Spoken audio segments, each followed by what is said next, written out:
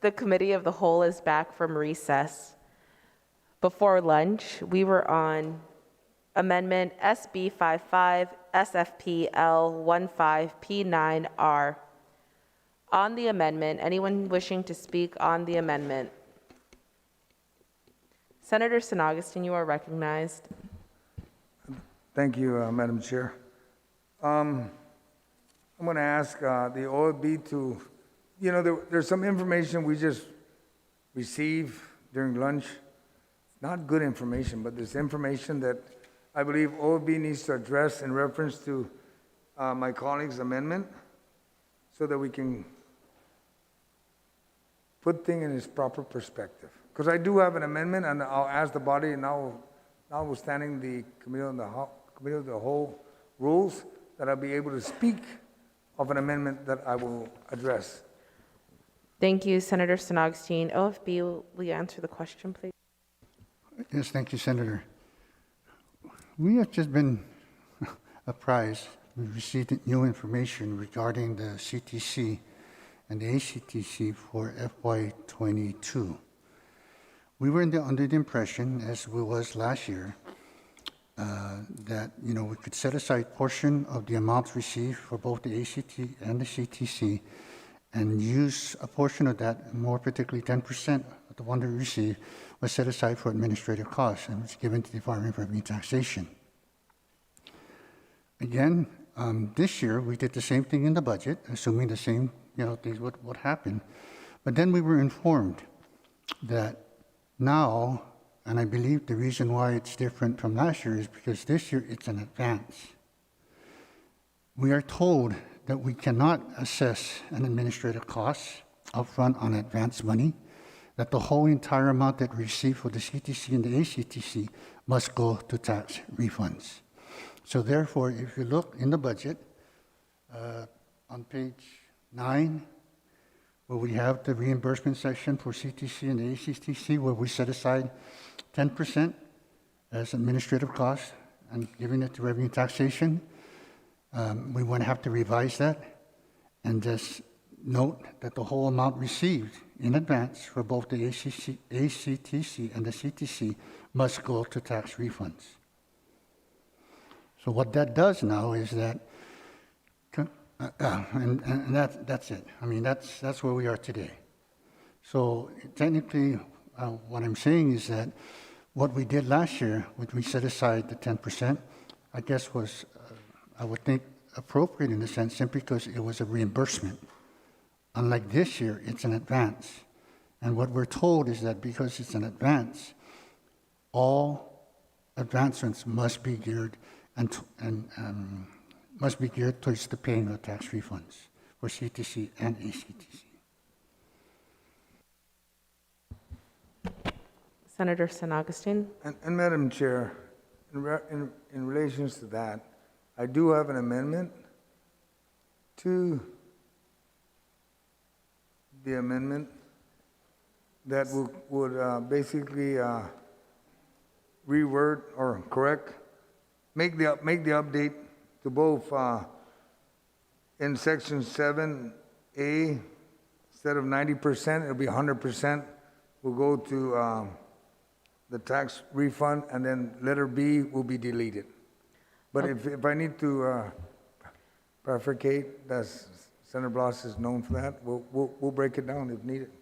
All right, Senator St. Augustine, you have an amendment to a different portion of the bill that we'll take a moment's recess.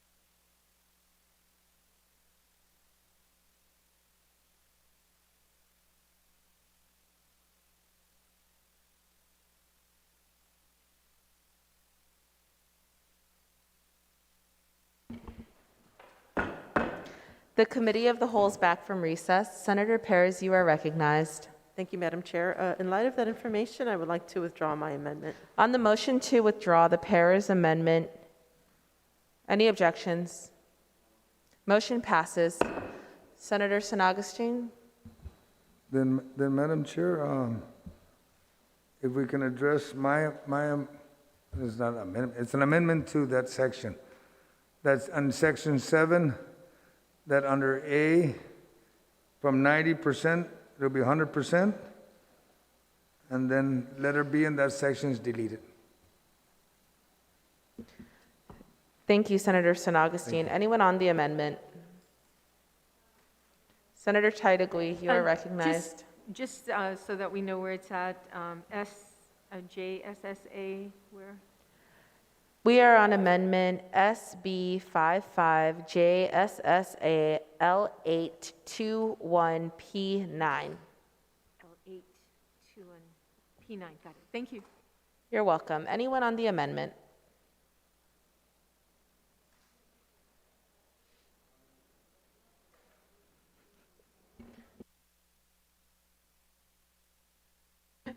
Speaker Terlahi, you are recognized. Thank you, Madam Chair. I want to thank the sponsor of this amendment for bringing this up. This is exactly what the Department of Revenue and Taxation told us when they were here, is that they had made an agreement with the United States Treasury that they were going to get the money in advance and they were going to put it into a separate special fund so that they could pay these credits in advance. And this is exactly what I'm worried about or hoping might happen with the earned income tax credits as well, that we may be able to get that in advance if they are able to negotiate that. And they might be able to negotiate that into a lockbox. But if they do that, we will need to recognize that in our spending plans or our, set-asides of money. So Revenue and Taxation has told us this is what they want to do. They've done it with the CTC, and I commend them for that. We're able to give our people this money, hopefully, starting in September. And I support them doing the same thing for an earned income tax credits as quickly as we can. And if that allows them to pay refunds faster for all other measures, because we're able to take care of the CTC and the EITC, it's just going to help everybody. So, of course, I support this amendment. And the Revenue and Taxation, when they were here, they made it very clear that this is where their money was going to go, all of it, the $93 million that they told us. They also made a press release that said they were going to get $300,000 in administrative costs or something to administer this, and that was all part of the agreement that they had made. Thank you, Madam Chair. Thank you very much, Speaker Terlahi. On the San Augustine amendment, are there any objections to the amendment? Amendment passes. Senator San Augustine?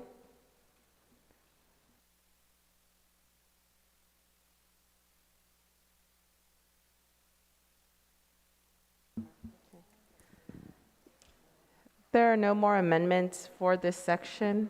Speaker, you are recognized. Yes, I'd like to move to reconsider my earlier amendment on the EITC with very similar concern.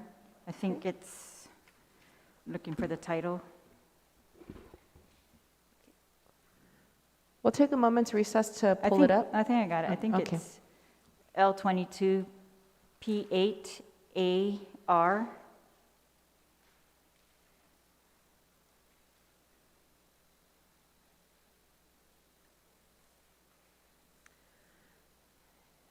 Colleagues, we are on SB 55 TMT L22 P8AR.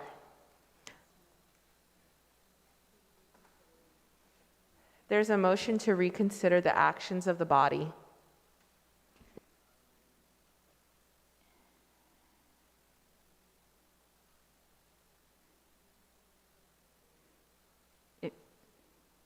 I could just explain. Yes, please. Yes, I just want to reconsider this because this motion would allow the government to put the money into a trust fund.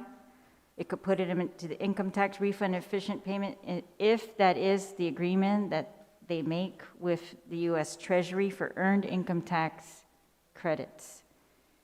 And again, I think this is an opportunity for Guam to do that, especially if we're not going to be able to use it in FY22 for the projects that's listed, and that it does that sooner rather than later, so that revenue and taxation is free to negotiate that for us, and free to, together with DOA, get those paid out earlier rather than later for refunds. Again, I don't think we should settle for status quo, 6 months, to take 6 months as a government to pay refunds in a year when people need these refunds more than ever, and in a year that we are also, as a government, sitting on $600 million in additional federal funds than we have ever had. So if there's ever an opportunity to take care of refunds, this is it. This is the year. And I'd like for the legislature to reflect that in our budget. Thank you, Madam Chair. Thank you very much, Speaker. On the motion to reconsider,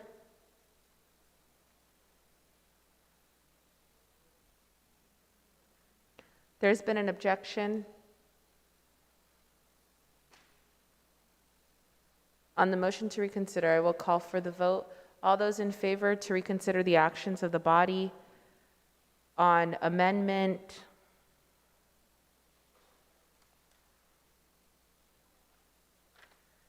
SB 55 TMT L22 P8 AR, please signify your support by raising your hand.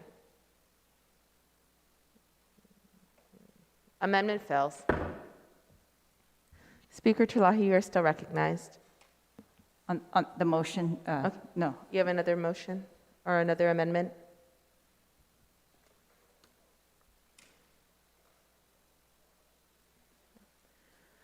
We are still in Chapter 1. This section has been bookmarked. Is there anyone with an amendment for this section? Madam Chair, I'm working on an amendment. Can I just ask for a quick recess We'll take a moment's recess. so they can upload it?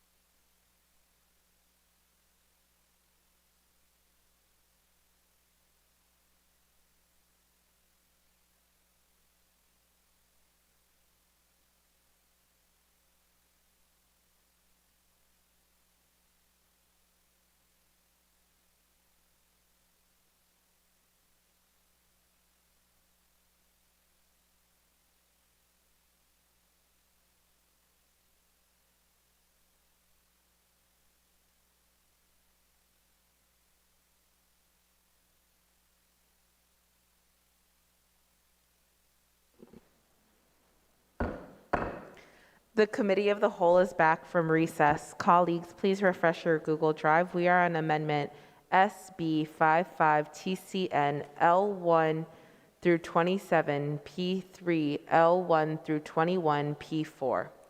Senator Nelson, Majority Leader Nelson, you are recognized. Thank you, Madam Chair.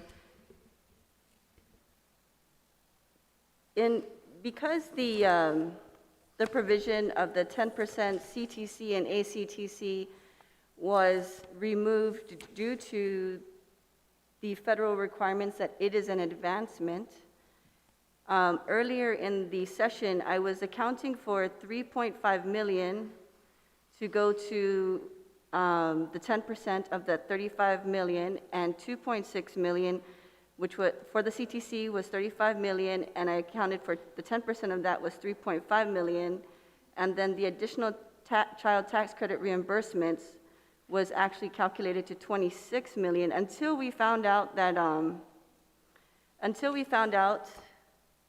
93.5 million was coming in for advancement. And so we were anticipating that 9.35 million was going to go, which was 10%, was going to go to DRT. However, that 3.5 million and 2.6 million still existed within the general fund provisions for tax refund payments.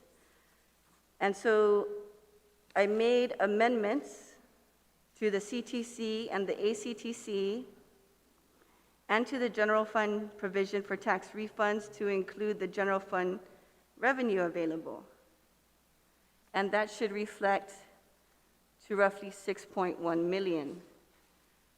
And so, Steve, can you just kind of educate us on that approach, if this is accurate? Is there 6.1 million available and can be shifted around due to the provision that we lined out in page 9, section 7?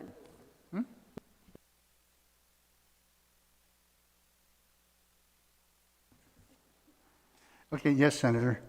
If you recall, in the initial bill, well, in the bill right now, we set aside a provision for the CTC and the ACTC under the assumption that portion of this money that is being identified for tax refund could have been tapped for administrative costs for the Department of Revenue Taxation. So if you look in the revenue portion in the bill under Chapter 1, you would note that under the child tax credit and the ACTC, those amounts that reflect in the bill only represent 90% of the total. So if we now that we know that we need to apply the entire amount of the advance to refunds, we're going to restore back the original total, 100% for the child tax credit and the additional child tax credit, okay? And in doing so, that increase totals 6.1 million. So keeping that, once we make that adjustment, we're also maintaining the provision for tax refund at 145. That does not change. But what it does now is that it gives us actually $6.1 million that we need to appropriate in the bill to either one or two things: either keep it at 617 or increase the bottom line by 6.1 million to reflect the appropriation of this same amount. So I believe the amendment being proffered by Senator Nelson is to utilize the 6.1 as an outright appropriation. In doing so, it will increase the bottom line by the same amount of 6.1. So instead of 617, it goes up to 623. But this is not money that we can say we anticipate, because we already know how the money is being allocated and how the money is going to be spent.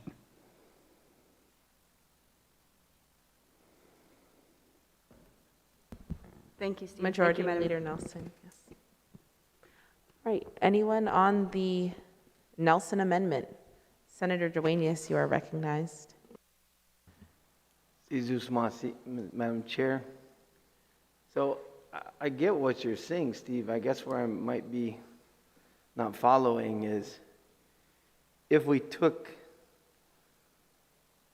and with the prior amendment, Senator San Augustine, our chair, and put the 100% back to ACT, CTC,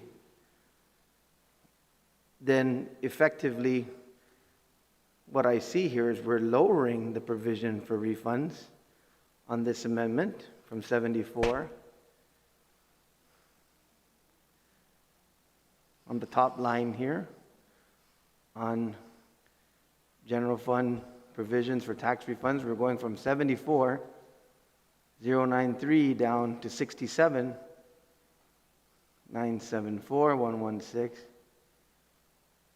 So while it's available for appropriation, does this look right to take it from here to prepare for it for appropriation? Yes, Senator, it's just accounting for the money, because like I said, if you look at the total provision for tax refund, it's still at 145 million. It doesn't change that. What it changes is just how much money we're actually appropriating out of the general fund versus how much money that's already slated for tax refunds. So if you look in the initial bill, we only put 90% of the CTC and ACTC towards tax refunds. And now what we're doing is we're making it 100%. So the difference between that is just lowering the general fund appropriation for tax refunds, but it doesn't change the total amount of tax refunds at 145 million. Still the same. Okay, so in that instance, it's going to be sharpen your pencils, everyone who wants to appropriate, right? Is that what we're doing here? The only thing I'll say, sir, is as a result of this, there is 6.1 million that needs to be appropriated in the bill to balance. Okay, I guess fasten our seatbelts.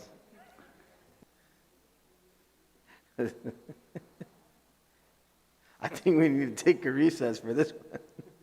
No, I'm in all seriousness, because it's going to be subsequent to this. I mean, we're not going to be able to amend amendments for the purpose. It's going to be down the line in the budget, right? In all seriousness, I mean, we're not going to appropriate in this section. We're going to go page by page and figure it out. You don't need to go page by page. If you already know specifically where you want to appropriate it, you can just go to that section and appropriate. You don't need to go page by page. All we need to do is account for the 6.1 million that we need to distribute. With 15 members on this floor, I think we're going to have some competing interests. You're welcome, sir. Madam Chair. Thank you, Senator Dueñas. Senator Titagui, you're recognized. Okay. I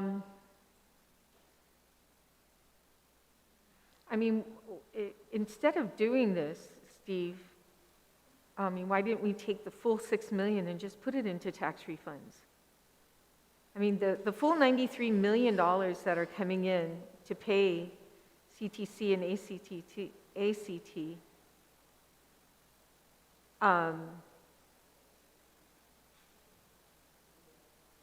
you know, I still, you know, I was listening to what you're trying to say. Now, all of a sudden, there's $6 million. Where did it come falling from?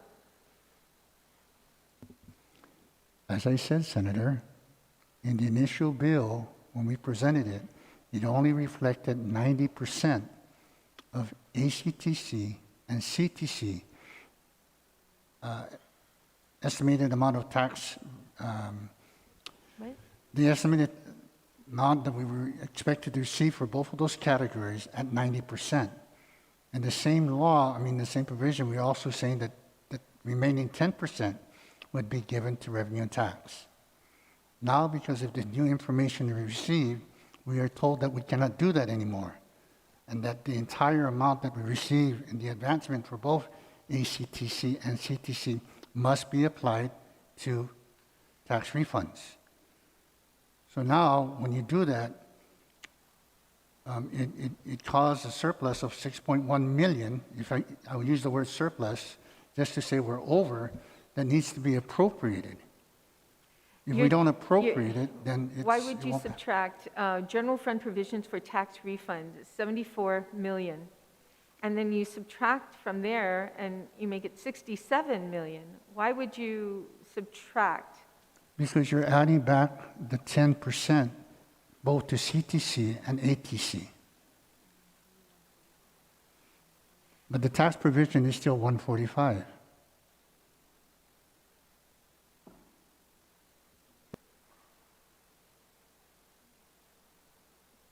Madam Chair, if we can just take a short recess, because with this new information, it's definitely need to wrap this around my head on how this is being done, because it doesn't sound right. I mean, here we are, set aside $47 million for tax refunds, and now I'm looking at a figure saying, now we only have 67 million to pay out in tax refunds. Whether that's paid through the CTC and the ATC, which was already given to us in the first place. I mean, that was already incorporated. And now we're looking at a lower amount. This is, for me, doesn't make any sense. Why are we a lowering amount of tax refunds to pay out? Anyway, so I'm asking for a short recess, Madam Chair, just so that I could We'll talk take a with- 1-minute recess.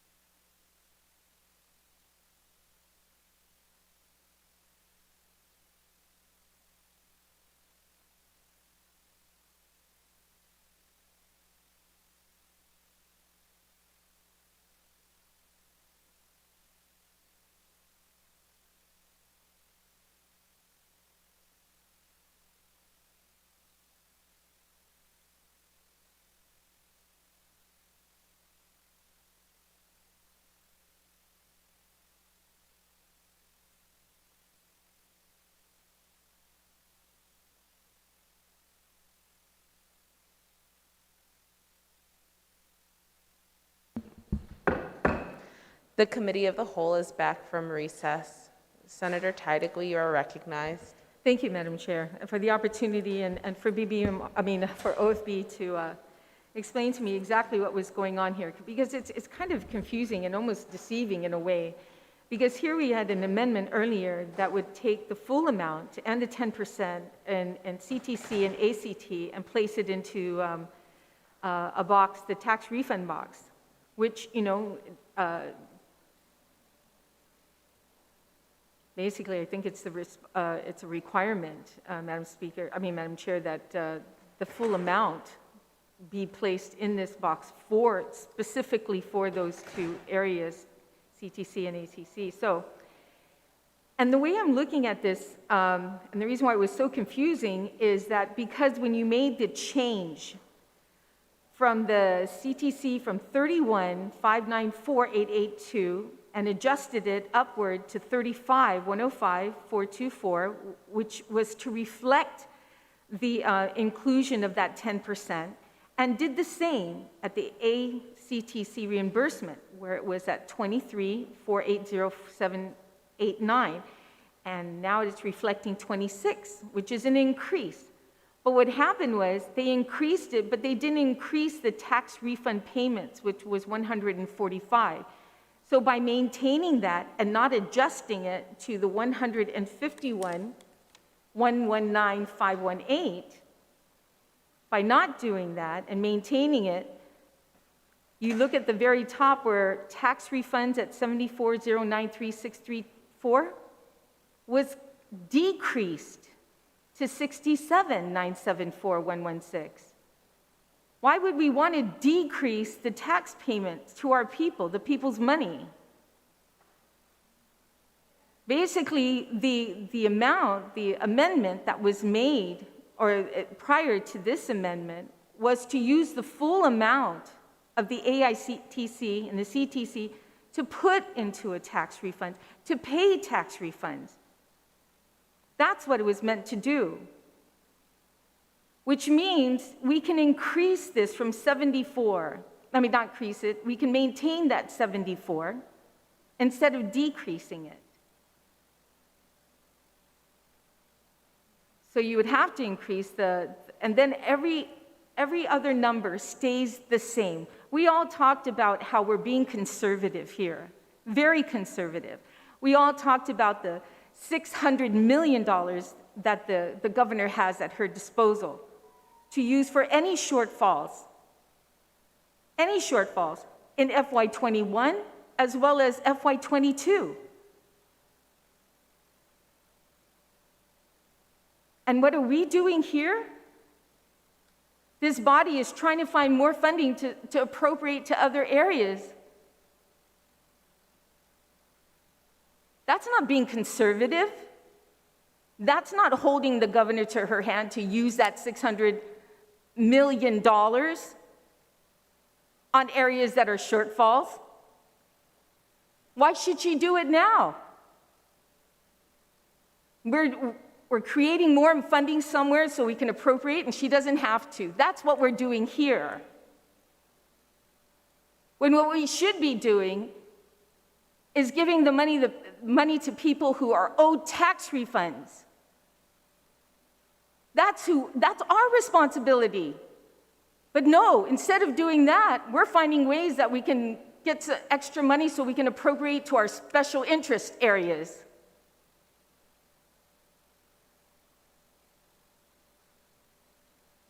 The amendment prior to this, Madam Chair, was very simple, and that means that we had to make an adjustment to this page. That means 145 should be increased to 151,119,508, and maintaining what I think this body all agreed to, well, majority of us agreed to, that 74,093,634 is meant for tax refunds, money that belongs to the people of Guam when they're due. So, Madam Chair, I stand in objection of this amendment. And because of that, of course, I'm going to proffer an amendment after this to basically increase the section on 145 to 151, 119, 518, maintaining the 35 on the CTC, and maintaining the 26 million on the ACT as stipulated here, but maintaining most especially the tax refunds at 7409, 634, maintaining that. I mean, we're almost end of this budget bill, and now we're trying to, find ways to spend more money. That's not being conservative. Senator Titlegy, are you objecting to the amendment, or are you proffering an amendment to the amendment? I think it might be easier, Madam Chair, if I just object to this amendment and make an amendment, because there's a lot of crossing out here that might be...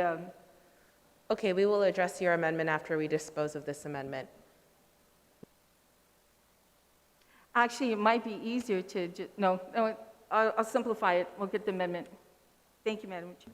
But I stand in objection of this. All right. And I hope my colleagues see that what's important here is that we maintain that same amount for tax refunds. Thank you, Senator Titlegy.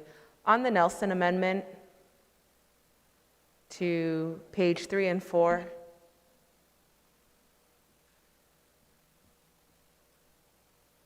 on the amendment, there's been an objection on the amendment. Speaker Terlahi, you are recognized. Thank you, Madam Chair. I object to this amendment as well. All you need to do is look at the provision, the general fund provision for tax refund payments. Changing, this amendment is to change it from 74 million to 67 million.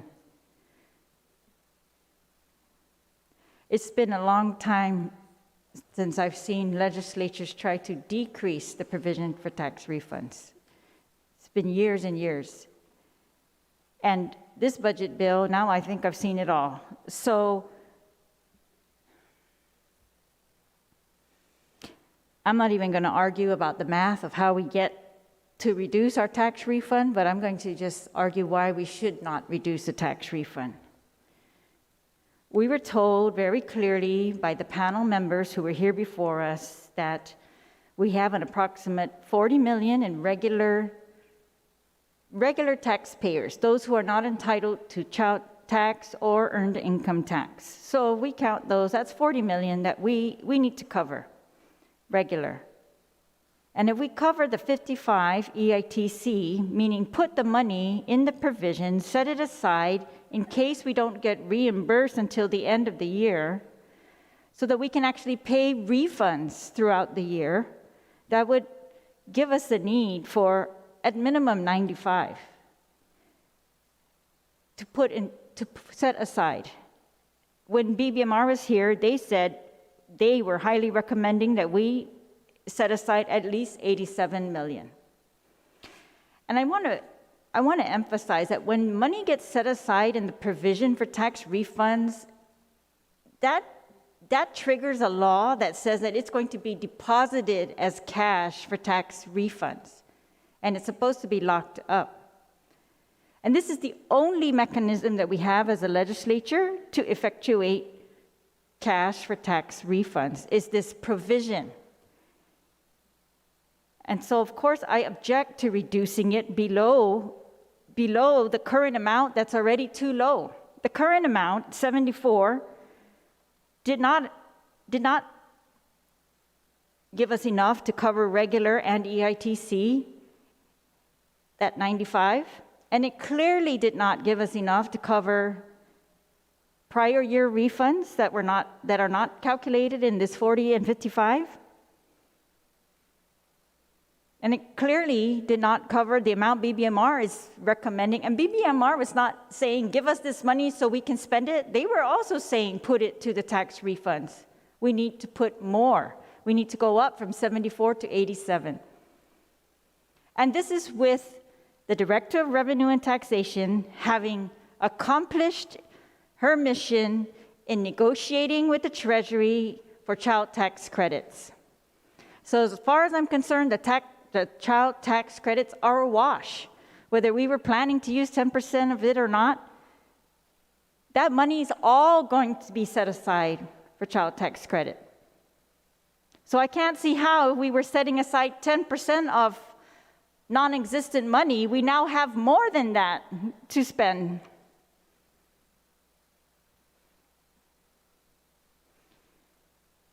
We should be taking what they are giving us and giving it to the people who we owe. We owe refunds. We do not owe agencies, we owe refunds.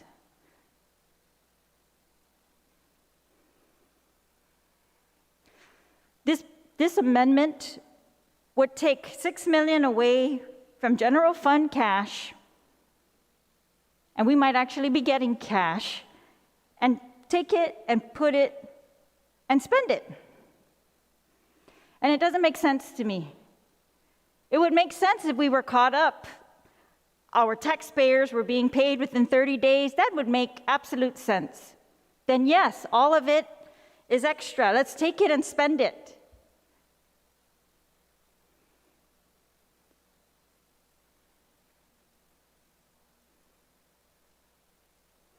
I don't think it's enough to rely on the goodwill and the discretion of any administration to pay refunds. I believe it is incumbent on the legislature to make sure that it sets aside enough. And when we learn that what we are setting aside is not enough, that we shouldn't decrease that number, we should increase that number. We have learned that despite the processing of DRT at a much quicker rate, that they still have refunds set aside waiting to be paid. And I still can't fathom how it is satisfactory to anyone in this body that it's okay to make the people wait. And I absolutely cannot fathom how they can wait this year.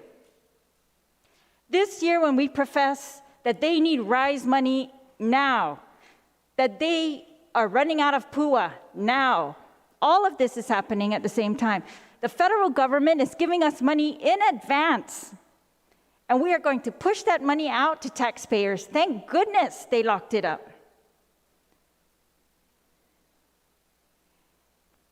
And I just can't see how we can't discipline ourselves. If we've got extra money, if the agencies have extra needs, let's get the governor down here and talk to her about it, or tell her what needs she's not addressing, because this budget supposedly addressed all the needs. Regardless of that, she's sitting on $600 million that she can take care of any need. But it's us who sets aside the cash for refunds. I don't think the ARP says you can use this to pay refunds.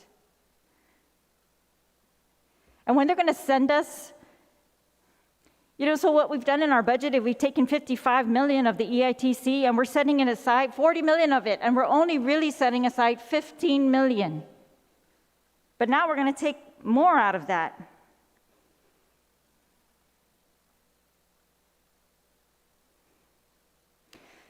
So again, we need 40 for regular taxpayers. We need 55 for the EITC credits if we're going to pay them before we get reimbursed, just in case we don't get reimbursed in advance. Otherwise, we are not only going to be status quo, we might be worse. We might be exacerbating and slowing down the payment of refunds by what we have done in this budget. It's hugely banking on what happens with the EITC, which we do not know yet. And it does not account at all for prior year refunds that are still due, for the outstanding refunds that are still due for this tax year. And we have a luxury in front of us to pay those refunds. And it's really, luxury is the wrong word, when you've been sitting on an obligation for so many years. I just say, we have a duty, and it should be unconscionable not to take care of that duty in a year like this when we can, and in a year like this when the need is probably greater than any other year. It's just simple as that.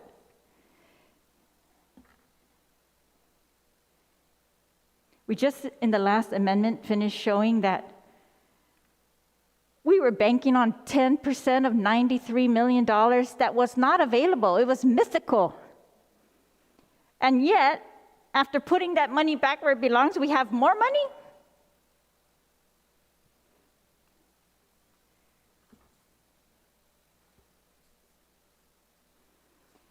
The bottom line is this general fund provision for tax refund on the bottom of the first page of the amendment. And that number's going down, it's not going up, and it needs to go up. It needs to go up, or we are going below status quo. This is one of the few powers of the legislature.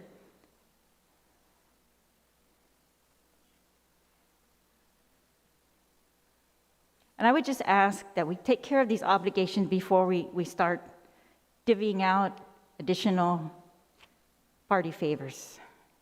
Thank you, Madam Chair.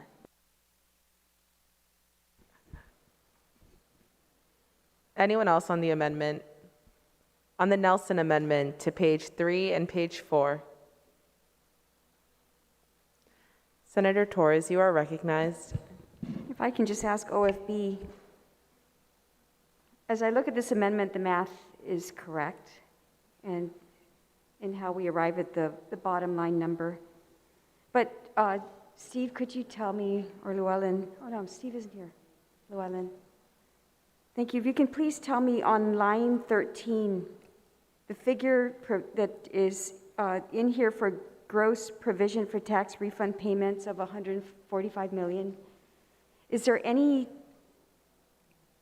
thoughts on whether that number is stable or whether that number needs to be increased? Because obviously, if you look at the amendment, the bottom line is just the result of the math, of adding in the numbers and what the net effect is of the amendments to these numbers. But if the question is whether we're taking away for tax provisions by doing this amendment, I believe it's status quo because the provision, the set aside, has not changed. That constant number of 145 million has not changed. So can you tell me then on line 13, I believe the discussion here is really about that number.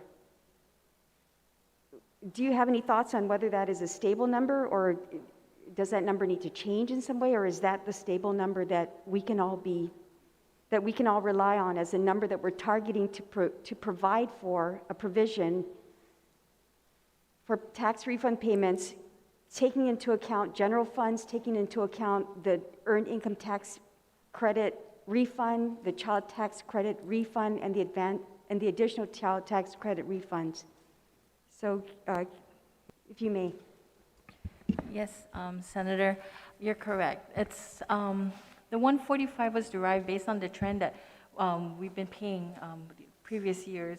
Again, that number was 125 from general fund and the 20 million from ACTC. So because we were only getting 20 million in reimbursement, we needed the 125 to make up the roughly 145 gross tax refunds.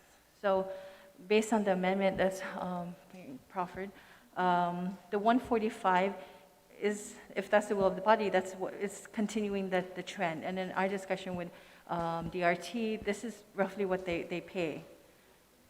And that's what I recall. I recall some years it's a little bit less, some years it's a little bit more. So 145 million was more or less the average of what the trend has been. So the next question I have is, does this amendment decrease the provisions? If in fact your top line provision for tax refunds is 145 million, nothing has changed whether we proffer this amendment or not, right? In essence, we are providing for 145 million in set-asides regardless of whether it's a combination of, with it being a combination of the refunds from the federal programs and the general fund, correct? Yes, you're correct. If considering it's how you apply the reimbursement and the general fund portion.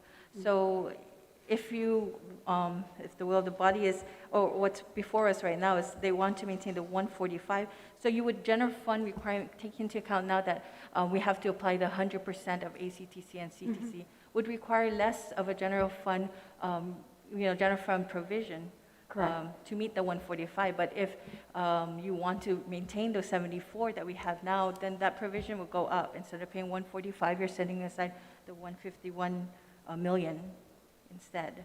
So, but to maintain the 145, yes, Senator.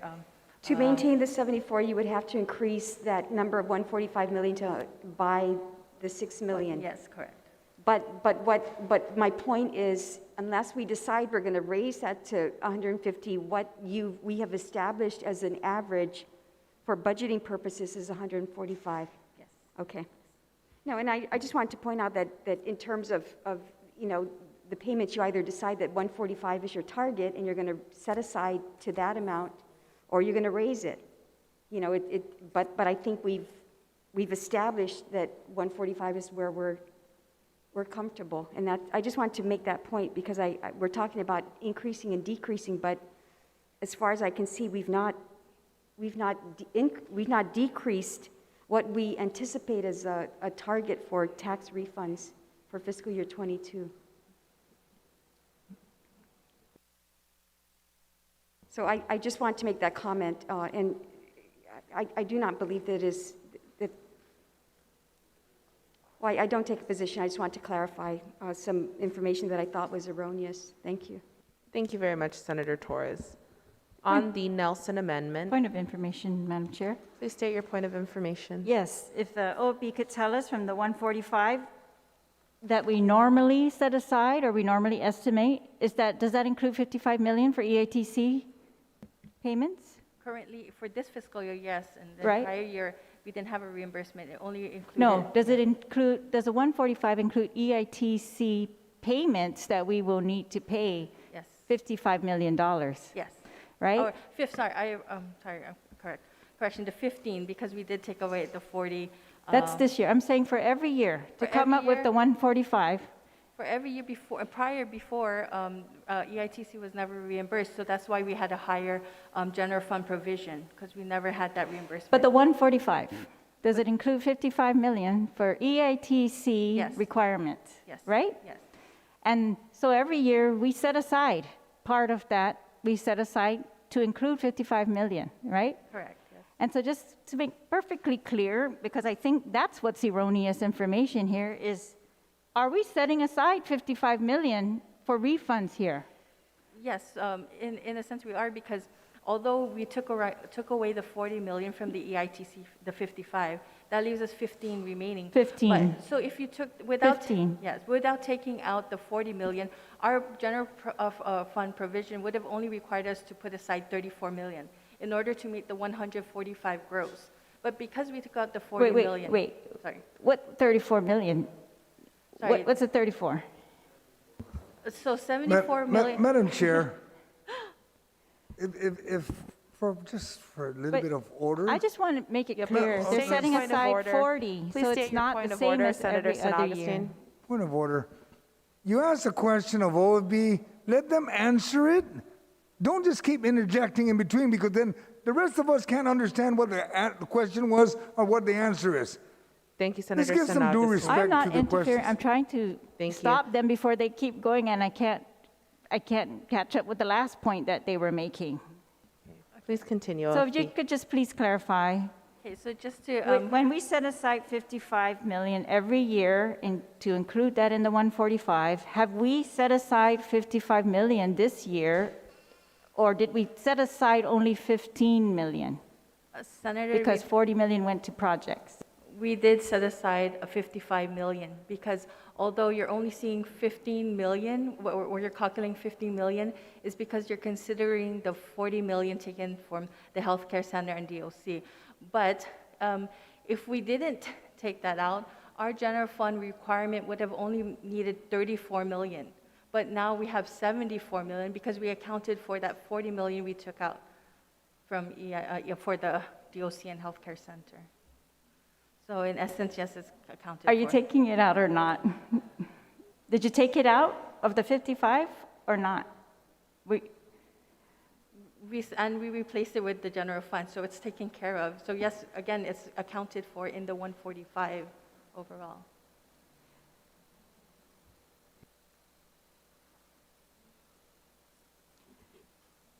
It just doesn't make sense that we took 40 million out of 55 and you're saying that we still kept 55.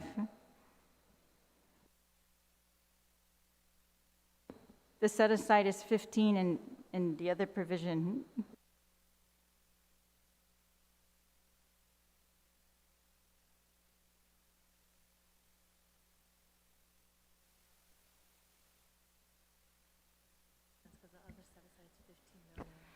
Yes, from the EITC, it is 15 mil, the provision is stating 15 is the remaining balance.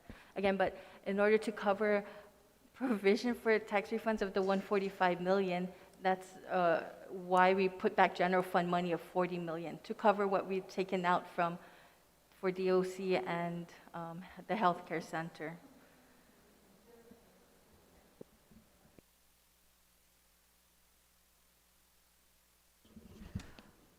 On the Nelson Amendment, Senator Rajal, you are recognized.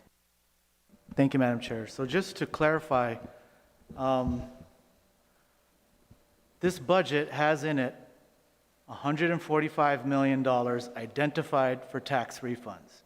It's had $145 million in it since the beginning. That has never changed. There has always been $145 million identified in this budget for tax refunds. Is that correct, OFB? You're correct, yes, sir. I think where the confusion is coming from is because we have this EITC, and that's the way the math is figured out is confusing. But I believe if you add this originally, prior to this amendment that's being proffered, if you add the 74 or whatever the figure was identified from general funds, together with the 15 from EITC reimbursements, together with the ACTC, together with the ATC, you will get 145 million, correct? Correct. Thank you. I just wanted to clarify that it's a bit confusing, but this budget always has, and up till now still has in it, $145 million identified for tax refunds. That's correct, right? Yes, correct, sir. Thank you. Point of information, it was said that as long as it's 74 in tax refunds, as mentioned, it's not 74. This is now 67. Just a point of information. Manager. Yes, of course, because the 74 is being reduced, it's being offset because more, the ACTC and the ATC have been increased, correct? Because of that 10% removal thing, right? Yes, you're correct, Senator. That's what allowed for the 74 to be reduced while keeping 145 million intact, identified for tax refunds. Correct. Correct? Correct. Thank you. No further questions, Madam Chair. Thank you very much, Senator Rajal. Anyone else on the Nelson Amendment? Point of inquiry. State your point of inquiry. On the 145 tax refund amount, before you took out the 40 million for projects, and you say that you've accounted for 55, with the 15 million that's left over after the projects, and that you've also accounted for 55? Is that cash or is that pending reimbursement? That's pending reimbursement. Thank you.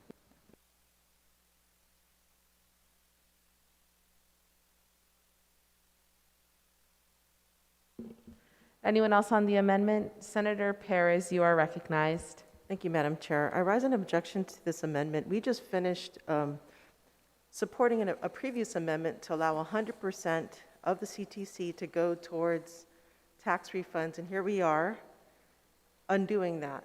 I mean, if the rules say that it's going to go to a trust fund, we need to put it in where it goes, tax refunds. I mean, this is the problem with this appropriation process. We truly are appropriating, taking things out where we shouldn't be. This is a dirty word in indigenous cultures. when we appropriate things. We take things out of their context.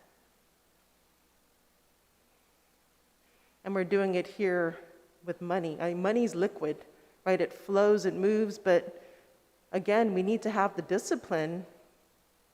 You know, if we are to move ahead in the society, we need to honor whatever rules we have in place.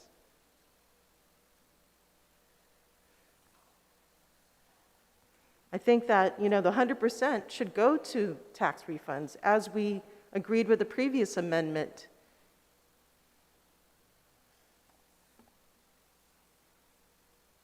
Thank you. On the amendment, Senator San Augustine, you have a point of information? A point of information. Okay. What we previously passed was to change the 90% to 100%. We never said anything else because we deleted B because we're not getting 10%. That's all we did. And I'm just going to leave it at that. I don't want to say anything else. It might be insulting. Thank you. Thank you, Senator San Augustine. We are on the Nelson amendment to page 3 and page 4. Anyone on the amendment? Senator Moylan, you are recognized. Thank you, Madam Chair. I agree with the last speaker there that we are giving 100%. The refund is going back into 100% that's necessary for the child tax credit, and 100% goes back into the additional child's credit. We are putting it back per information provided that we can't touch that. So we're not touching that. And when we increase these two amounts, therefore, the general fund provision for the tax refund, the general fund can be reduced because it won't add up if you're going to get the 145. So we need to do something to balance that out. That's why I agree we should move forward with this. Thank you, Madam Chair. Point of information. Thank you very much, Senator Moylan. Please state your point of information. Yeah, so what I Senator was Perez. trying to say is that the money that we increased, that 10%, should really go up to the tax provision, so that should increase accordingly. So that's what I was saying in my previous statement. Thank you. Anyone else on the Nelson amendment? Page 3 and page 4. Senator Duenas, you are recognized. So, yeah, I just wanted to add to the clarity, and so that for those that may be following along, essentially what we're talking about here is, are we going to make available the 6.1 plus million based on the 100% that Senator San Augustine moved earlier because of the information we got? Are we going to increase the provision for tax refunds, or are we going to make that money available for appropriation? That's about as simple, I think, as it gets, and that's what we're debating here. So we'll see what happens, but in a nutshell, if we don't make it available for appropriation, which is what this amendment is doing, then we go back and raise the 145 to 151 and whatever change. Correct, OFB? Yes, that's correct. Okay, that's the debate. So just Masi. Thank you, Senator Duenas. On the Nelson amendment. On the Nelson amendment, there has been an objection. Senator Nelson, would you like to close? Thank you, Madam Chair. I've been listening to the dialogue and the debate, and I want to state that in this amendment, we do provide 100% going into the total provision for tax refunds.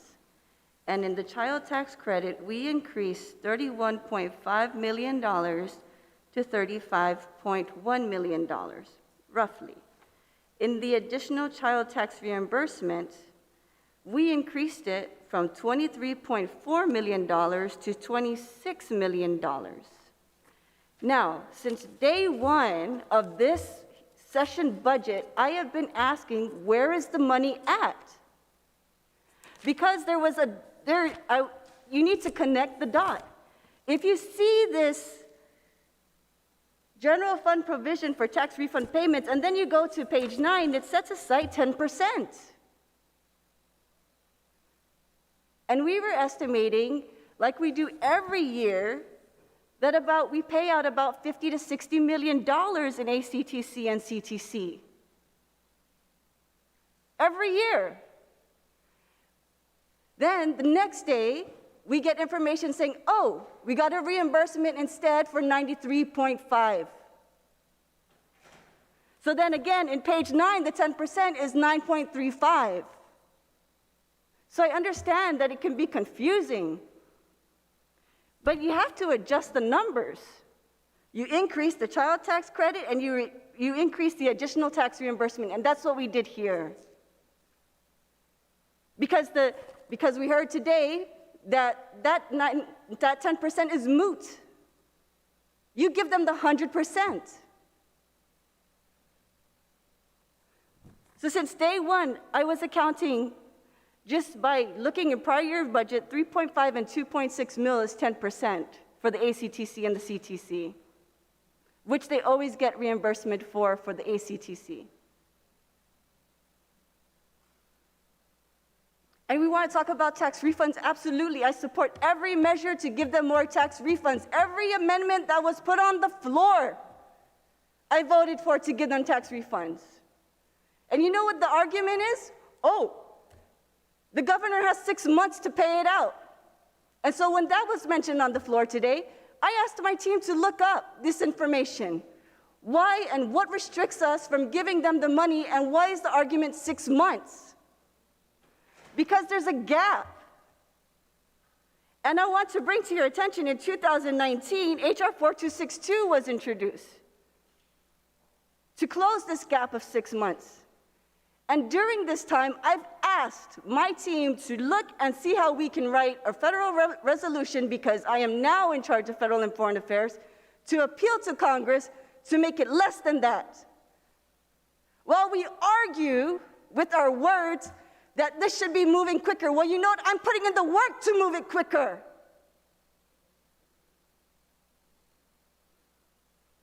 I'm not just using my words, sitting here and complaining that my amendments are not passing. I'm putting in the work.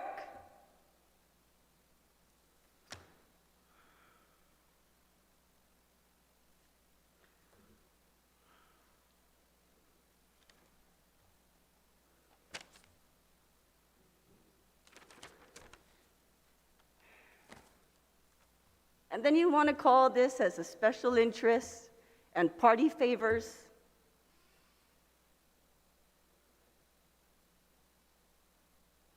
Our job is to make sure those people get paid. And this is where this money is going to go. It's not for me. It's not for any special interest. For the same agencies that we are claiming that are underfunded, that they don't have the resources, this is where that money is going to go, as is our duty. This is our job, to make sure the agencies are funded, to make sure the people that work there are given the resources and the support that they need to make the job happen. And you want to call it party favors?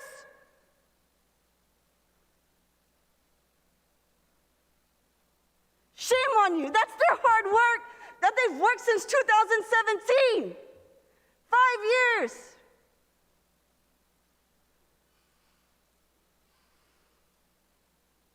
I rarely speak on this floor.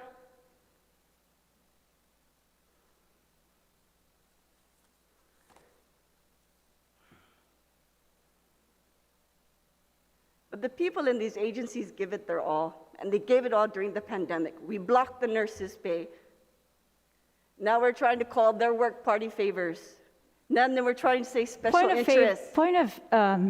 Point of order, Madam Chair. State your point of order. And point of personal privilege. Your point of personal Nobody privilege. here blocked the nurses' pay. The nurses are being paid.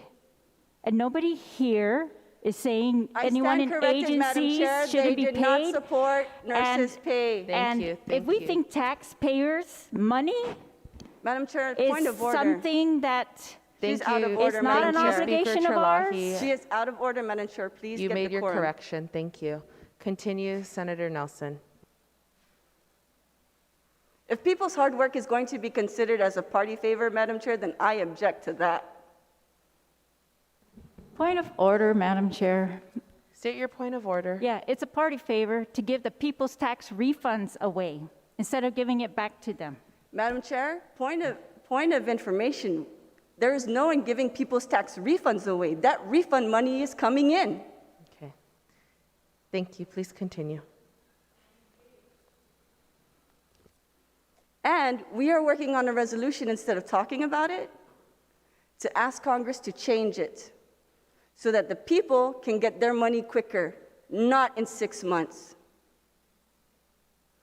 Thank you, Madam Chair. Colleagues, I humbly ask for your support. Thank you very much, Senator Nelson. There has been an objection to the Nelson Amendment on page 3 and page 4. All those in favor of the amendment, please signify by raising your hand.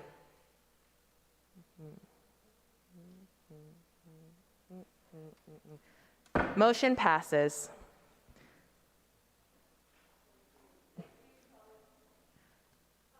I'll ask the clerk if we have any more amendments for this. Madam Chair, can you hold Senator one- Tydegui, you are recognized.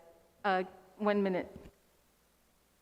I'll ask the clerk if we have any more amendments.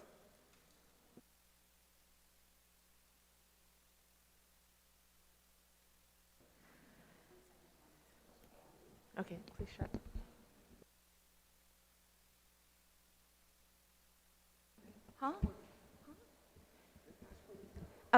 Madam Chair, if I may, please? Senator Tydegui, you are recognized. You, Senator Notwithstanding Blas. the standing rules, can you go ahead and reconsider the actions of the body? Sir, on the- can you on the- repeat that? I couldn't hear you. Notwithstanding the standing rules of the House rules, can we reconsider the motions, the actions of the body in the last? There is a motion, notwithstanding the House rules, to reconsider the actions of the body, specifically on the vote on the Nelson Amendment to page 3 and 4. There is an objection. Madam Chair, it wasn't clear to one of the members of this body and would like to have the opportunity. It's not for debatable. There's been to an revote. objection. There's been an objection. All those in favor to reconsider the motion, the action of the body, please raise your hand. Motion fails. Are there any more amendments to this chapter, Madam Clerk? Madam, I do have one. Yes, Senator Tydegui, you are recognized. It's still being loaded, Madam. We will take a short recess.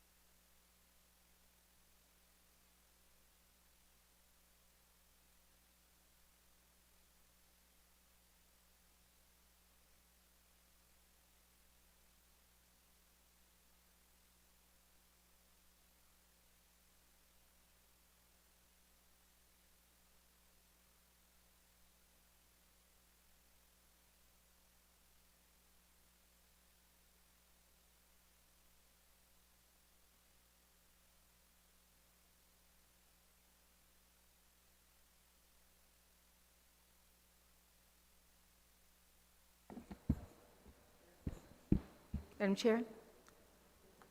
I'm ready if you're.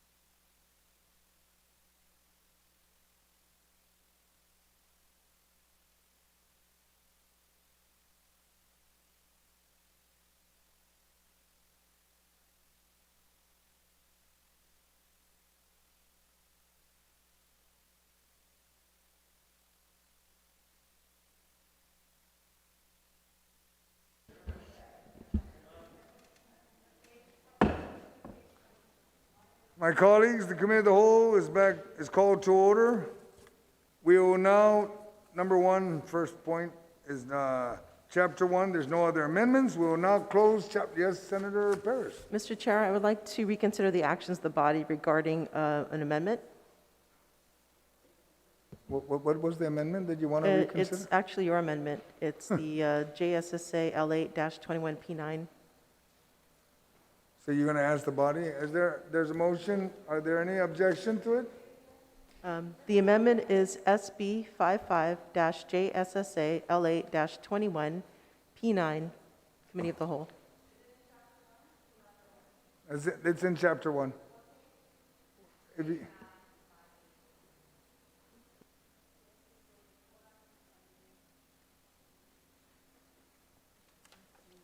let me go back.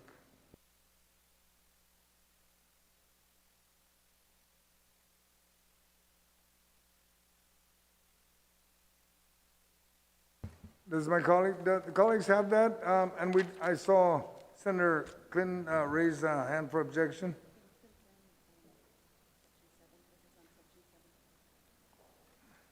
This is on Section 7, correct, Senator Paris? This is SB 55JSSA L8-21, page 9, correct? Is that correct? Yes, that's correct. All right. There is an objection from Senator Clinton. All in favor to reconsider, please raise your hand. Motion fails. We move along. At this point, we will close Chapter 1. All right, colleagues, we are done with Chapter 1, all concerns. Chapter 1 is closed. We will now move to Chapter 2, the bookmark, and the first one, and I have the following amendments, is from Senator Nelson. I have 2. And then I have Senator Mary Torres, 1, and then I have 2 following by Senator Amanda Shelton. We'll begin with Senator Nelson, please, and it's identified as SB 55 TCN L21 P19 in parentheses 1, beginning on line 21. Ma'am?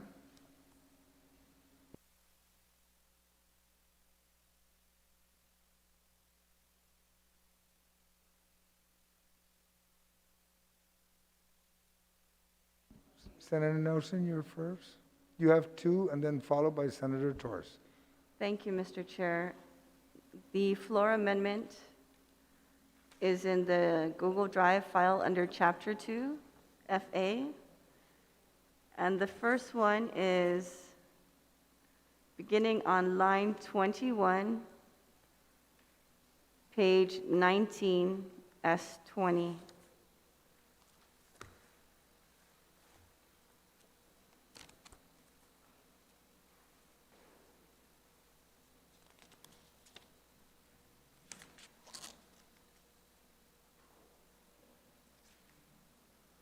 So this is just to ensure that what is due for the merit bonus, and we were talking about this in a previous amendment, was to ensure that it was enacted in law in this Budget Act, that the merit bonus is accounted for to pay out those who have performed, the teachers who have performed superior. And so this is different from the bonuses, rewards, and incentives program. And this is in accordance with Chapter 6, Title 4 GCA. In subsection 6203, it says merit bonuses. And it is for those that are with superior performance by a classified employee in grades A through V shall be awarded the lump sum of bonus based on the employee's base salary of 3.5%. The merit bonus shall be automatic upon a superior rating evaluation conducted for increment purposes. The merit bonus is in addition to the increment provided under subsection 6102 and is limited to the fiscal year in which superior performance is rendered. And so, Mr. Chair, this doesn't go out to everybody. This merit bonus, actually, every year teachers get an evaluation. And the evaluation criteria is very difficult to score a superior mark on your evaluation, especially as a teacher. And so these teachers have gone far and beyond what is required of just teaching in the everyday classroom. For instances, they create programs for children after school that they give their time without compensation so that children can pursue their interests and guide them and mentor them towards their goals in life and their dreams. These teachers also perform accreditation purposes. And so now we know that GDOE schools are WASC accredited, and they actually give hours upon hours of their time to ensure that their school remains accredited and everyone is following the accreditation criteria. And Mr. Chair, when you have over 2,000 students in the school as an accreditation teacher in charge of the accreditation team, it is a lot of work and a lot of personal time that is given to ensure that the education that is provided these kids is in accordance with WASC and remains to be a superior form of education. And so really these are to the teachers that stand out, like the Teacher of the Year award, the teachers that are runner-up, that place runner-up in the Teacher of the Year award. And so it just doesn't go to any teacher. Their work is accounted for. Their work is far and beyond what is required of them. And it is in accordance with superior actions. And so, colleagues, I humbly ask your support. It's just an allocation, not an additional appropriation. Thank you, Senator Nelson. Does any of my colleagues like to speak to this amendment? There being none, Senator Tello.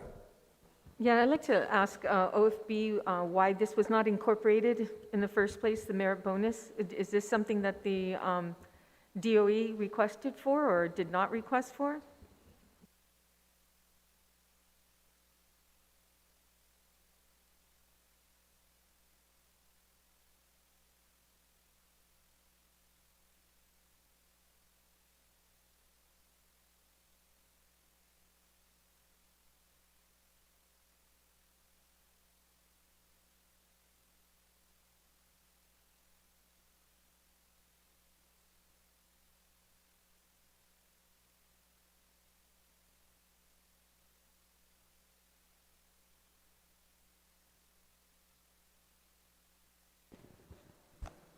Yes, Senator Chalo, it was requested in their budget. When we went through again, analyzing, the level that they were getting out of the general fund and special fund, we just felt they could absorb it within their current level. Then why didn't you include it in the budget bill? No, like I said, when we You said they can incorporate it within their own budget, and because they're entitled to this, how come you didn't put it in there and put the same language?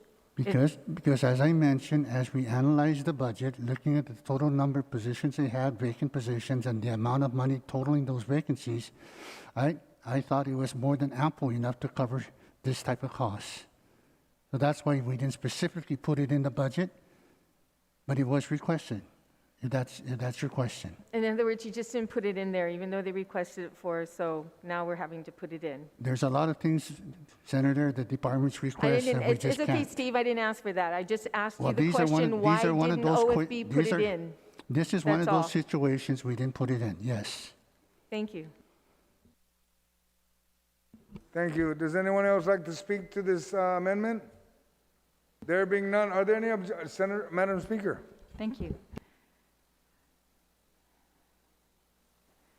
The amendment is to allocate from the fiscal year 2022 general fund appropriation to the Department of Education for merit bonuses to make sure that we're allocating $3 million out of the money they're appropriated. In other words, we're just taking out of the appropriation, making sure we spell it out that the DOE is going to pay merit bonuses. And we talked about this before with another agency,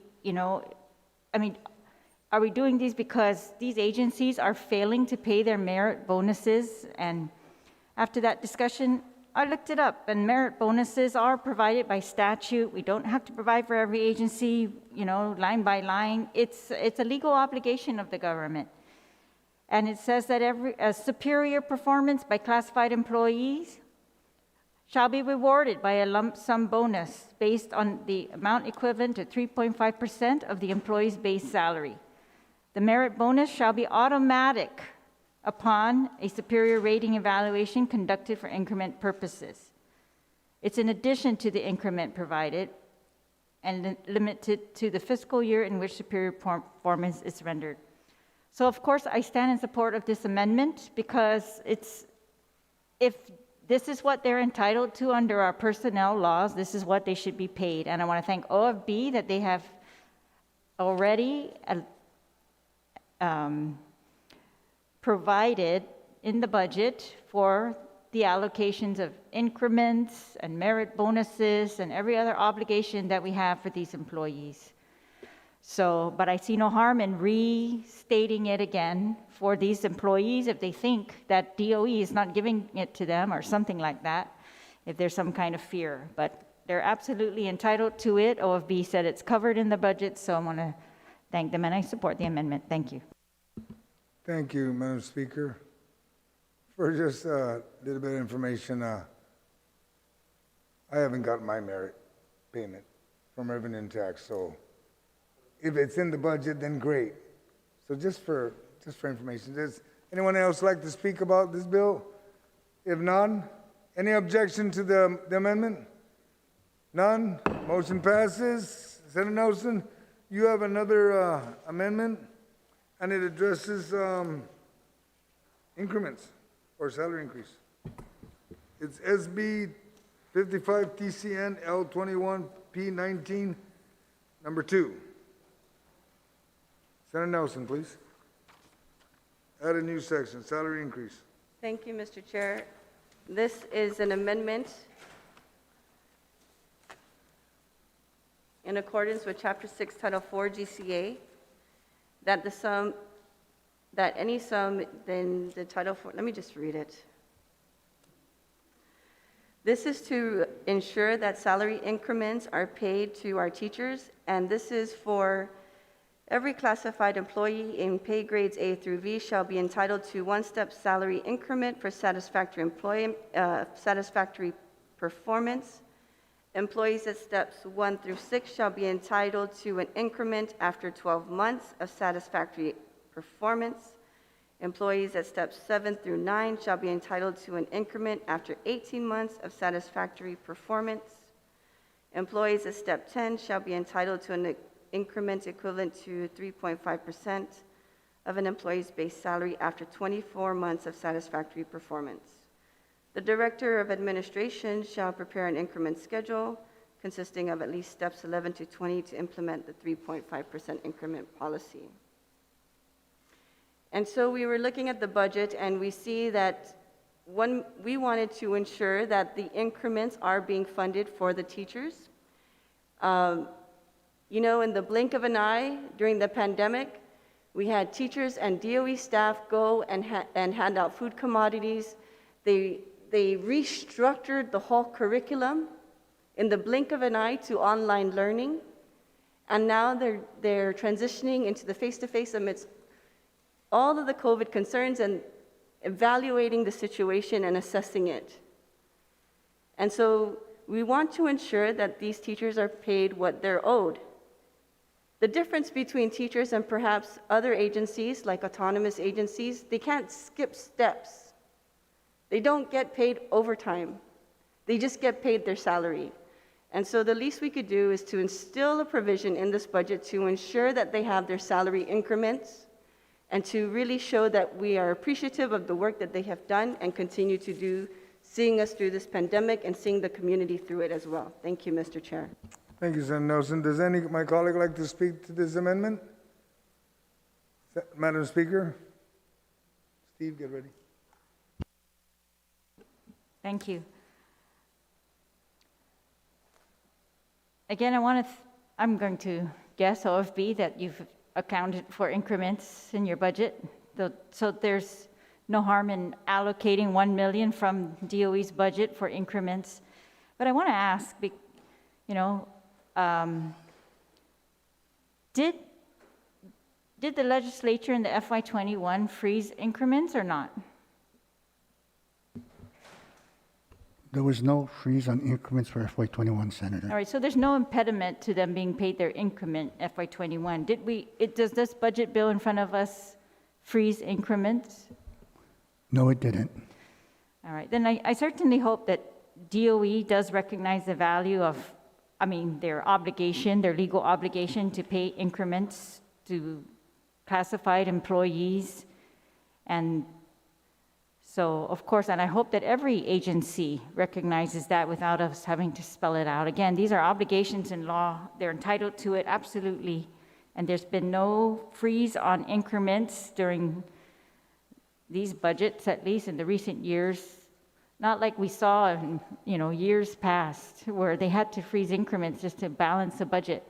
So I'm so glad we're not doing that anymore. All the employees are entitled to their increment, and I very much do value the work that the teachers have done every single day, especially during the pandemic, as the sponsor of the amendment has pointed out, and especially today, when we are seeing increases of cases arising in the schools. Teachers are afraid, parents are afraid. Teachers are really working extra hard today to make sure that those kids stay safe. They're doing everything they can, and I know not just them, but the aides and everybody in the schools, they're going above and beyond to keep the kids safe. And this increment does not account for that. This increment accounts for their regular work and whether they've satisfactorily performed their regular work. So I just want to thank them again for everything that they are doing above and beyond. Jesus Mas.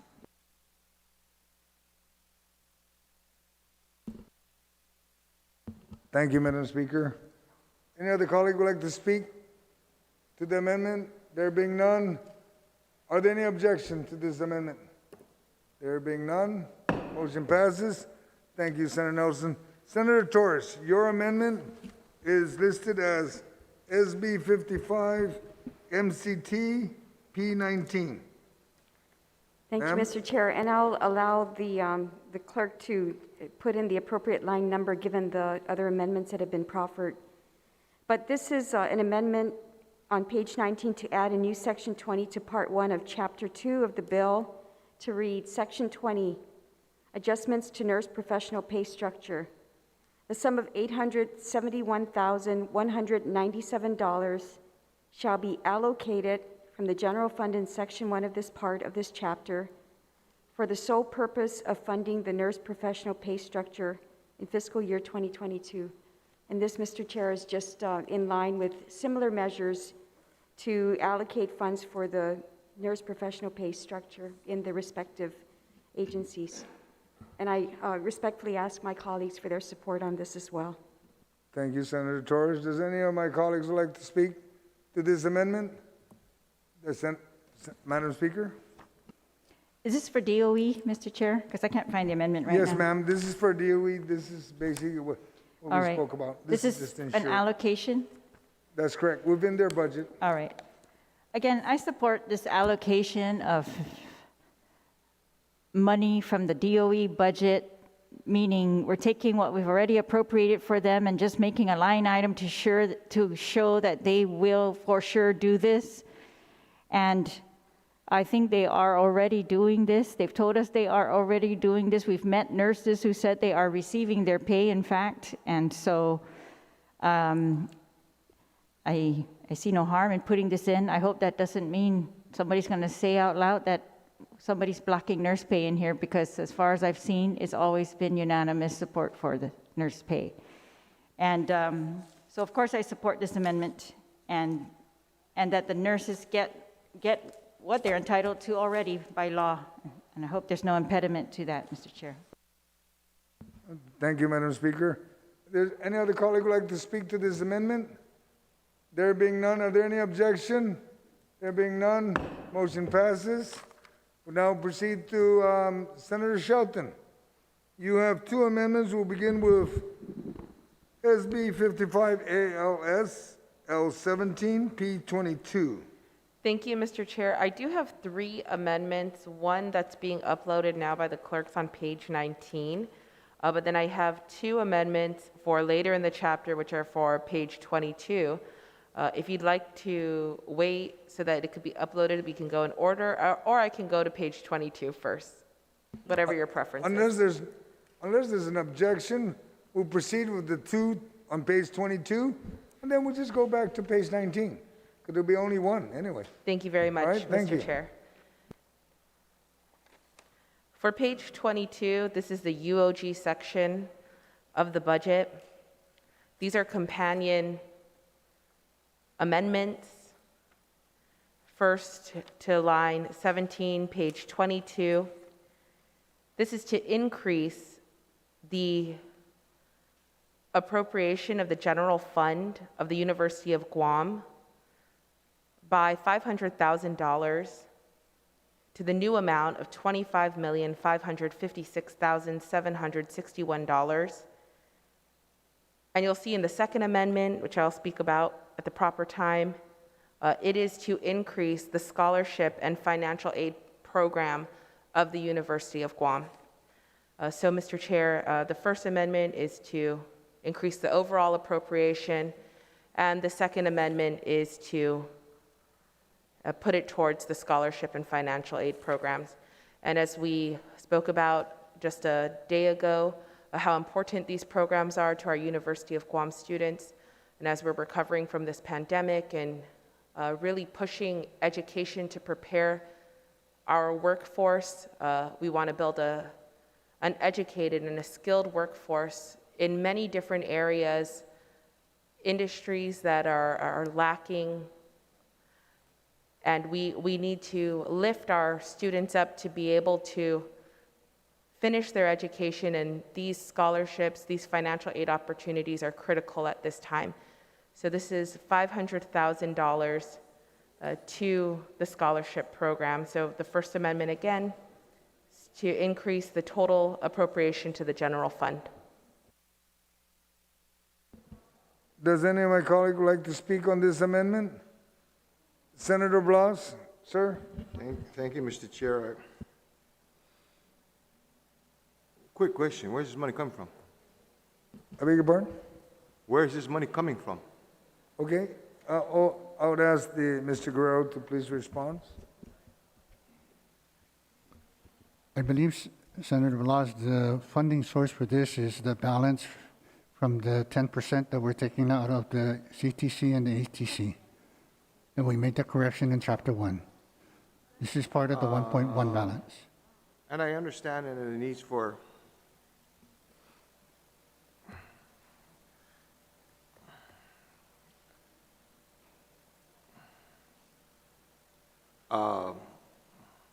I can understand as far as allocations, but now when we're talking about the appropriations, you know, it's like reading a book that you have to read. You're reading Chapter 3, but you have to go back to Chapter 1 because in the midst of reading Chapter 3, Chapter 1 was amended. I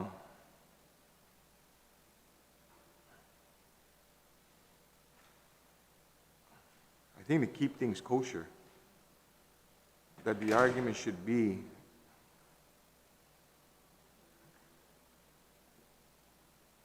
the recognition that we have to agree in the front end that this is going to be something that we can consider in this end.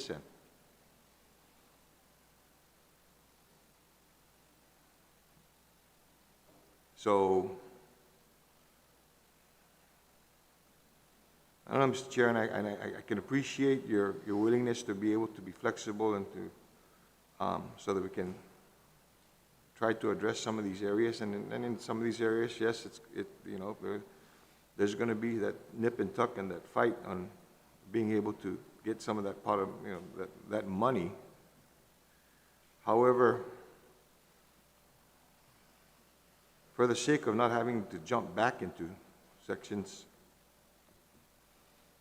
this is not reflective of Chapter 1.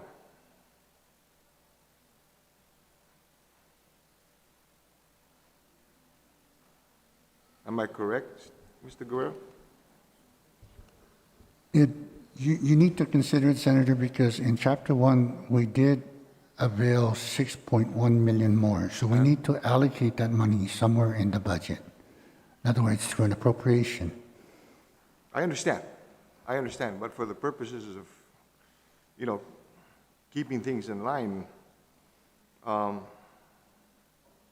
it could get messy near the end, because near the end, okay, we say yes to all of these things, pretty soon 6.2 is going to be 8.4 or something like that if we don't watch our... Okay, so that's what I'm getting at.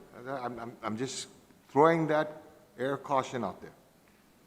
It's not to say that, in as far as the opposition of what is being tried here, it's just that we got to be very careful. And just because we've got it doesn't mean we can now, spend it willy-nilly. I hate to use that. I'll retract that. I just need to air that err on the side of caution here that, if we continue to go down this road, our abacus may run out of, battery life and we may overspend. Thank you, Mr. Chair. Thank you, Senator Blas. Anyone else like to speak to the amendment? There being none, Madam Speaker? Yes, if the author would yield to the companion, is it supposed to be that 500,000 is additionally appropriated from the general fund to UOG, and then that 500 is going to be allocated to scholarships? Or are we giving 500 to UOG in general for operations and then 500 additional to UOG for scholarships?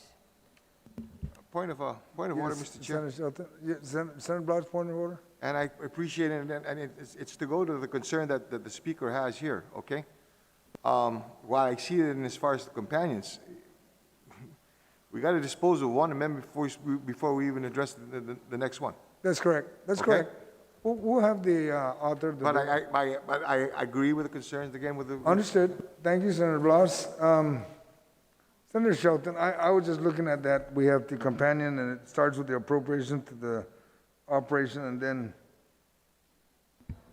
But if you can go ahead and explain, because... Yes, thank you, Maybe Mr. I Chair. had you address the amendment that should have been second to your companion bill amendments. Okay. So if you can, please. The first scenario that you described, that the previous speaker described, is what is happening in these amendments. The $500,000 is being appropriated to the total amount of general fund appropriation to the University of Guam, and it will be followed by the next amendment, which is an allocation to the scholarship and financial aid program. So maybe, so then, Senator Shelton, so then maybe we'll set this amendment aside and you start with the page 17 first, right? Are there any objection to that? We'll set it aside, this amendment, for the purpose of doing the line 17 first, which identifies the appropriation for operation. Okay? Okay, quick recess, please. Thank you.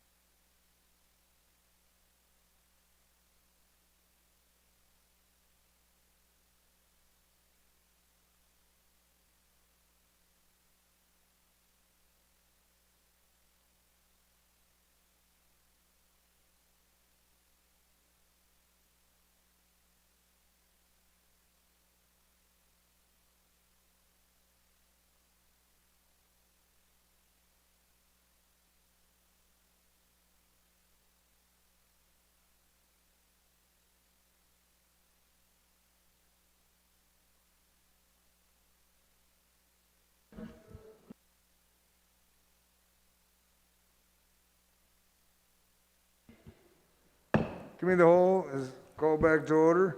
Senator Amanda Shelton.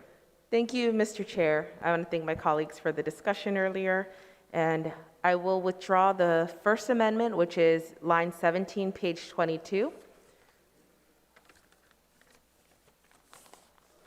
Are there any objection to the motion to withdraw that amendment? Is it to withdraw or to set aside? You withdraw it, you can't bring it back. Yes, it's to Yeah, withdraw. It's to withdraw. She met with legal to clean it up. Thank you. Any objection to the withdrawal?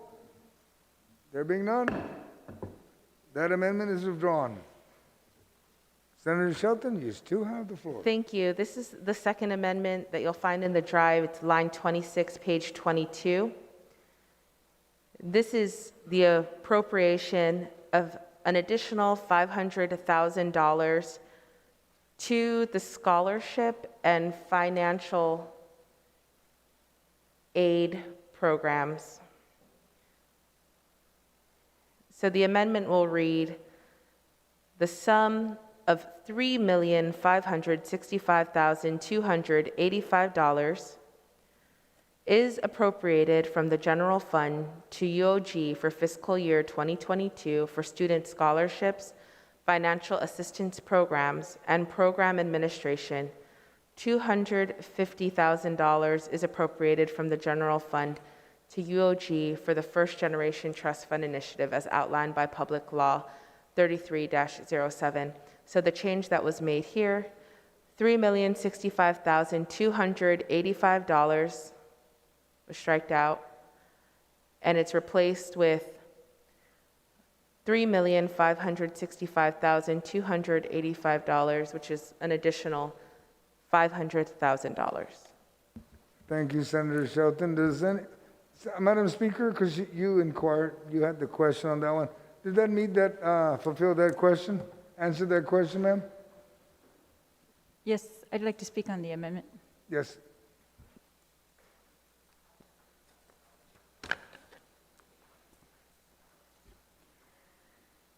The amendment appropriates an additional $500,000 from the general fund to the University of Guam. It's very clear that this money is coming from the deduction to the provision for tax refunds that we made earlier in the bill.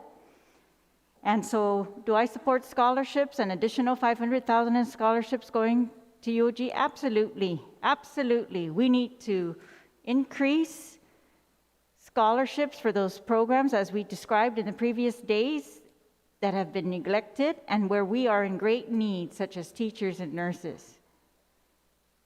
This is one of the reasons why we as a legislature decided together that it should be a priority for ARP funds, that retraining and scholarships, that was clearly a line item that we hoped would be, that ARP funds would be used for. So I agree wholeheartedly. I just do not agree that we are going to reduce the provision for tax refunds while we continue to owe refunds. As I said, if we were up to date and we were paying promptly, we were paying quickly, we were paying within 30 days, and we don't need to wait for Congress to tell us when to pay our tax refunds. We need to do our jobs on tax refunds. We need to put the money in the provision in the budget. That is the only role the legislature has in providing the cash for the tax refunds. So that is my only objection. And I'm just sad to see this, that, we're going to pit taxpayers versus scholarship money. And I just feel like we could take care of this, that we don't need to use the taxpayers' money, to just the tax refund money. Thank you, Mr. Chair, because it's all taxpayers' money. Thank you, Madam Speaker. Does anyone else like to speak to that? Senator Clinton, did I see your hand or no? No, okay. Senator Tello, I know I saw your hand earlier. Yes, ma'am. Thank you, Mr. Chair. Mr. Chair, I echo the same sentiments. I have actually legislation out there that is going to increase, well, hopefully to increase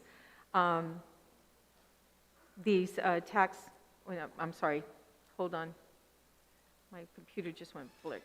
Increase the the financial assistance, these programs.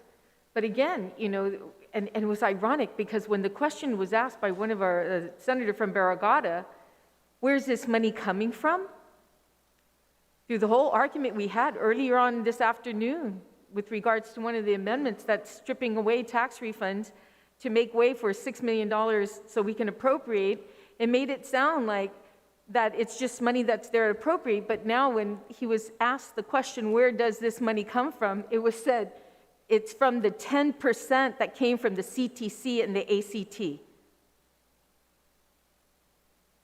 That's exactly where this money has come from. Yep, review the tape.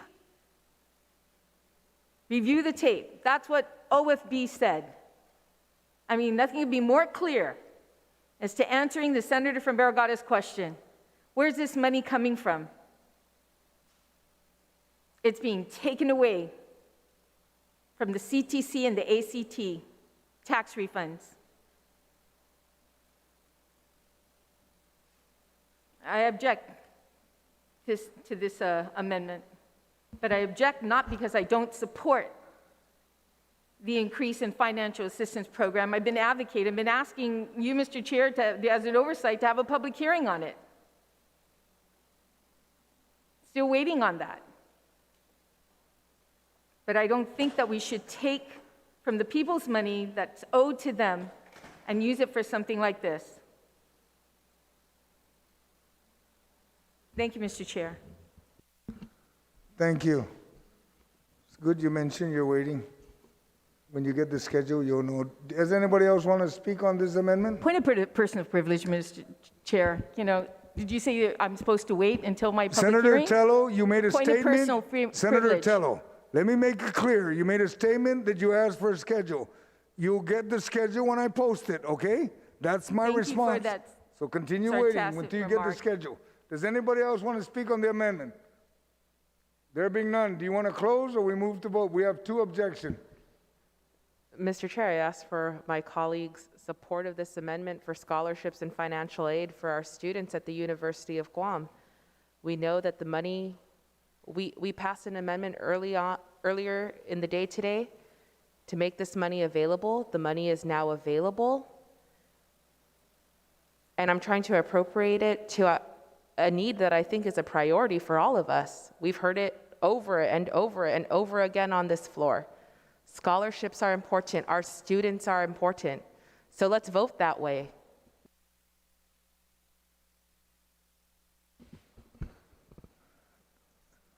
Thank you, Senator Shelton. We have two objections. All in favor Point of of the order, amendment? Mr. I did not object. I said No, I object to the okay. funding source, but I'm not objecting to this amendment. We're All not right. going to object to whether Okay. the money now that you've taken away from refunds is going to go to scholarships or not. All right. But I'm objecting to it coming out of the provision for refunds when our Understood. provision is insufficient. So, okay, how many of my colleagues object to this amendment? One? Okay. All in favor of this amendment, please raise your hand. 1, 2, 3, 4, 5, 6, 7, 8, 9, 10. Motion passes. Now, Senator Shelton, we have one more amendment. We're back to page 19. Thank you very much, Mr. Chair. Thank you to our colleagues for their support. This is now Amendment SB 55 ALS L21P19. This is an amendment to line 21, page 19, to add a new section to the bill to read. I think it's going to become section 21, but I'll allow for the clerks to make that determination. The sum of $100,000 shall be allocated from the general fund appropriation in section 1 of this part of this chapter to GDOE to purchase menstrual hygiene products for Guam Public Schools. All public schools in Guam that serve students in grades 5 through 12 shall provide menstrual hygiene products such as tampons and sanitary pads in the nursing or counselor's offices of such schools. Such products shall be provided to students at no charge to students. Mr. Chair, some of our colleagues may recall early on in the term, the Guam Youth Congress passed a bill to require menstrual hygiene products be provided in the public school system. And we heard this bill a few months ago. And this bill did have some support from the Guam Department of Education, from the Bureau of Women's Affairs, of course, from the Guam Youth Congress. And the original fiscal note of Bill 95-36, 97-36, the Period Poverty Act of 2021, the original fiscal note told us that a program like this would cost upwards of $200,000. It would be about $211,000. But during the public hearing, we heard from the Bureau of Women's Affairs that this calculation could be taken down by half, and that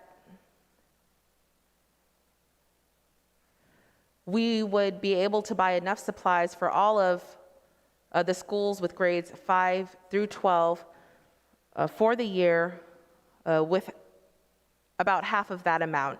And so that's where the $100,000 comes in. And this is not an appropriation, but an allocation from the general fund appropriation to the Guam Department of Education. And I know we heard from our students, our young people who were advocating for this here in the legislature, the Guam Youth Congress members, asking us to realize that this is a real issue, that many of our families are struggling to put food on the table, to pay for basic necessities, and menstrual products, these hygiene products, are one of those pretty expensive necessities that families with young women are faced with purchasing, and making the decision between buying a loaf of bread or a pack of tampons is a choice that they're faced with often. And so many times these young women have to decide between going to school without these products, and they decide to stay home, and they miss many days of school. As you know, there is a cycle.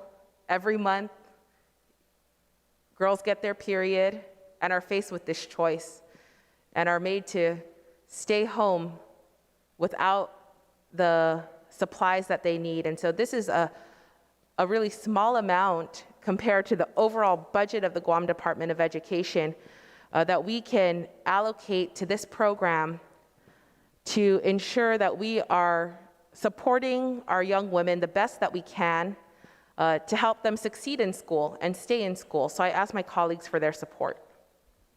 Thank you, Senator Shelton. Any of my colleagues would like to speak to this amendment? Madam Speaker? Could I just ask OFB, did DOE discuss this in their budget? If I could first ask the sponsor, did the law pass? Is that a law? No, the bill was heard a few months ago, but we have not passed this bill in this legislature, no. It did have its public hearing. All right, well, then I just want to comment on this. I don't object to money being put from DOE. I would think that DOE would be given the prerogative to determine when and how much and how they're going to provide this. In the schools, no one's going to deny that this is a need. I certainly hope we can get them their tax refunds as well so that they can provide this in their homes. Thank you, Mr. Chair. Thank you. Does anyone else like to speak on this amendment? Are there any objection to this amendment? There being none, amendment passes. My colleagues, we have completed Chapter 2 with all amendments. Chapter 2 is now closed. My colleagues, it's 4:45. We will recess until tomorrow morning at 8:30. Thank you. Please drive safe and be safe. I apologize. Senator Clint? Sorry, thank you, Mr. Chair. If I may, real briefly before we recess, appeal to my colleagues on a motion that I'm going to make. We are running out of time. The clock is ticking. We have to allow enough time for the clerks and the legal counsel to work together to be able to ensure that the bill is properly engrossed before we vote on it. We've made a lot of amendments. There's still more amendments to come. The amendments are all over the place because we've been jumping around throughout this budget process because the chair has been very gracious to everyone in allowing us to jump around. With that said, I'd like to make a motion in the spirit of bipartisan cooperation based off of a recommendation made by the minority leader a few days ago that we limit discussions down to 5 minutes per senator. Thank you, Mr. Chair. Thank you. Do we have an objection to that motion that he's making for everyone to reduce it to 5 minutes? Madam Speaker? I'd like Do to you make have an an objection? amendment to that request. Okay. Since it's 15, make it to 10. Okay. I object to the amendment. I'm sticking to 5. That was recommended by the minority leader on Monday. All right. So much for bipartisan here. Okay, there's an objection. So there is an objection. There's an objection, Mr. Chair, because we are not getting the panels in here like we normally do during budgets from these agencies, so that we can clarify. And we've foregone all of that, and I think debate and discussion is the thing that we're supposed to be doing in here, and I object to curbing that of all things. I object to that. Okay, you object to the 5 minutes. Oh, hold on. Hold on, no, Senator. No. There's an objection to the 5-minute motion. There was amendment, but there was make it objection. 10. So why don't we settle the amendment first? All in favor of the amendment to 10 minutes, please raise your hand. 1, okay, that thing fell. We go back to 3, we go back to the 5 minutes. There is an objection. All in favor of the 5 minutes, please raise your hand. 1, 2, 3, 4, 5, 6, 7, 8. Motion passed. Tomorrow, my colleagues, at 8:30, all our discussion will be limited to 5 minutes. Please drive safe tonight, and we'll see you at 8:30. Thank you.